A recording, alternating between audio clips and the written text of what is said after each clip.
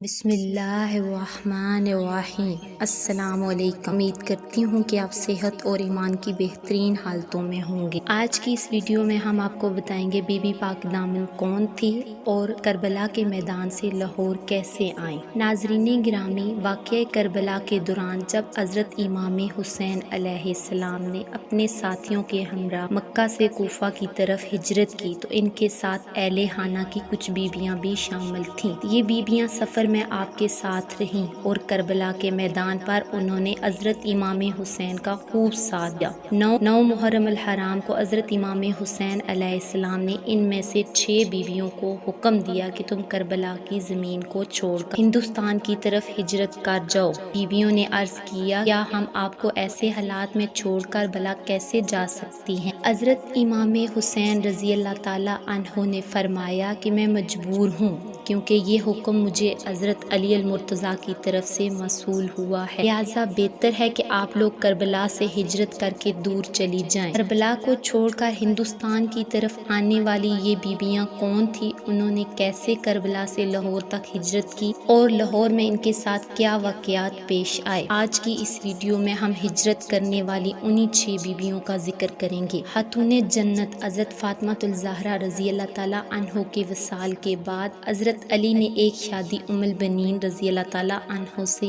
کی۔ ان کے بطن سے 4 بیٹے حضرت عباس علمدار، حضرت جعفر، حضرت عبداللہ اور حضرت عثمان پیدا ہوئے، جبکہ ایک بیٹی رقیہ پیدا ہوئی جن کا مزار لاہور میں بی بی پاک دامنہ کے نام سے مشہور ہے۔ آپ حضرت علی رضی اللہ تعالیٰ عنہ کی بیٹی اور حضرت مسلم بن عقیل کی زوجہ ہیں۔ آپ کے ساتھ حضرت عقیل ابن ابی طالب کی 5 بیٹیاں بھی لاہور میں ہی مدفن ہیں۔ ان 5 بیٹیوں کے نام ام ہانی، ام لقمان، اسماء، رمالہ اور زینب ہے۔ حضرت امام حسین رضی اللہ تعالیٰ عنہ کے کہنے پر ان 6 بیویوں نے کربلا سے ہندوستان کا سفر 9 محرم الحرام کو شروع کیا۔ ابھی رستے میں ہی تھی کہ شہادت امام حسین اور ان کے ساتھیوں کی خبر ان تک پہنچی، مگر چونکہ حکم تھا اس لیے انہوں نے اپنا سفر ہندوستان کی طرف جاری رکھا۔ لاہور میں آج جہاں حضرت بی بی پاک دامنہ کا روضہ ہے، وہاں اس وقت ریت کا صرف ایک ٹھیلا تھا جس کے آس پاس ایک جنگل تھا اور یہ جنگل دریائے راوی کے کناروں تک پھیلا ہوا تھا۔ اسی جنگل کے پاس لاہور کی قدیم ترین آبادی تھی جو کہ اس وقت ایک چھوٹی سی بستی کی صورت میں موجود تھی۔ اسلام چونکہ اس وقت تک ہندوستان تک نہیں پہنچا تھا، لہٰذا یہاں کے سبھی لوگ مشرک اور بتوں کی پوجا کرنے والے تھے۔ لاہور پر اس وقت ایک ہندو راجہ حکومت کیا کرتا تھا جس کا نام مہابرن تھا۔ اس کا ایک بیٹا تھا جس کا نام کنوار بکرم تھا۔ جب یہ 6 بیویاں لاہور کی سرزمین میں داخل ہوئیں، یہاں پر موجود تمام بت اور مورتیاں اپنی جگہ سے گر پڑے اور آگ کی پوجا کرنے والوں کی آگ ایک دم سے ٹھنڈی ہو گئی۔ شہر میں آمد کے ساتھ ہی ان بیویوں کی روحانیت کا یہ عالم تھا کہ کفر میں لرزہ طاری ہو گیا۔ جب لوگوں نے اپنے مندروں میں یہ حالات دیکھے تو شہر میں ایک گیرام سا برپا ہو گیا۔ راجہ نے اپنے تمام وزیروں کو اکٹھا کیا اور ان کو اس واقعہ کی تحقیقات کا حکم دیا۔ پتہ لگایا گیا کہ کچھ پردیسی آئے ہیں اور ان کے آنے کے بعد ہی ایسا ہوا ہے۔ چنانچہ بادشاہ نے اپنے وزیروں اور سپاہیوں کے ساتھ اپنے بیٹے کو بھی بھیجا اور حکم دیا کہ ان پردیسیوں کو دربار میں لا کر پیش کیا جائے۔ جب سپاہی ان کو پکڑنے گئے تو انہوں نے دیکھا وہاں پر کچھ عورتیں ہیں جو کہ چادر سے اپنے منہ کو چھپائے ہوئے ہیں۔ بیویوں میں سے ایک نے راجہ کے بیٹے سے بات کی کہ ہم لوگ خدا کے بندے ہیں اور اس کے رسول صلی اللہ علیہ وآلہ وسلم کی آل سے تعلق ہے۔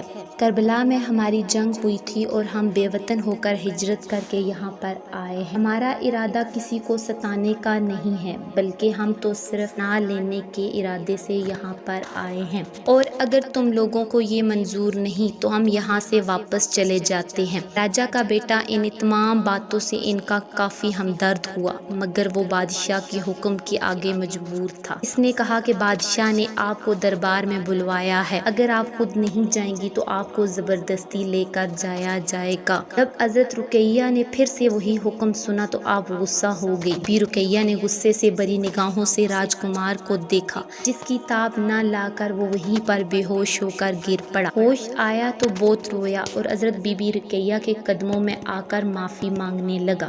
اس سارے واقعہ کی خبر جب بادشاہ تک پہنچی تو وہ کافی غضبناک ہوا۔ اس کے حکم سے ہندوؤں نے ان بیبیوں کے خلاف مہم چلانا شروع کر دی اور ان کو ہر طرح سے تنگ کرنے لگے۔